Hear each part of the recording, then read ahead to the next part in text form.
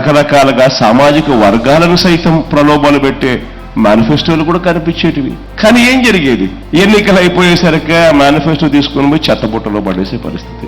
ఎన్నికలు అయిపోయిన తర్వాత ఆ మేనిఫెస్టోని చెత్తబుట్టలో పడేసి కనీసం ఆ మేనిఫెస్టోలో మనం ఏం చెప్పాము, దానిని ఏ పొద్దున్న నెరవేర్చాలా లేదా అన్న ఆలోచనలు కూడా చెయ్యని అధ్వానమైన రాజకీయ వ్యవస్థ నుంచి మీ బిడ్డ అధికారంలోకి వచ్చిన తర్వాతనే ఈ వ్యవస్థను మార్చాడు. ఒక మేనిఫెస్టో అంటూ ఎన్నికలప్పుడు ఒక ప్రణాళిక ఇస్తే దానిని ఒక భగవద్గీత గాను, ఒక ఖురాన్ గాను, ఒక బైబిల్ గాను భావిస్తూ ఆ మేనిఫెస్టోలో చెప్పిన ప్రతి హామీని ఏకంగా 99% అమలు చేసి ఈ రోజు మీ బిడ్డ మీ దగ్గరికి వచ్చి 99% అమలు చేసిన తర్వాత మీ బిడ్డ మీ దగ్గరికి వచ్చి ఈ రోజు ఇలా నిలబడి మీ ముందర గర్వంగా కూడా చెప్తా ఉన్నాడు 99% హామీలు అమలు చేసిన తర్వాత.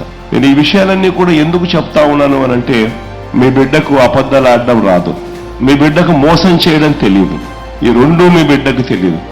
కాబట్టి మీ బిడ్డ వాళ్ళ మాదిరిగా, చంద్రబాబు నాయుడు గారి మాదిరిగా, ఆయన కూటమి మాదిరిగా మీ బిడ్డ వాళ్ళ మాదిరిగా అబద్ధాలతో పోటీ పడలేడు, మోసాలతో పోటీ పడలేదు.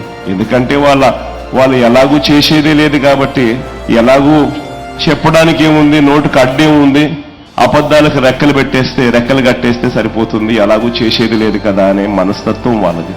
కానీ మీ బిడ్డది అలా కాదు. మీ బిడ్డ ఏదైనా చెప్పాడు అనంటే అది ఖచ్చితంగా చేసి చూపిస్తాడు మీ బిడ్డ.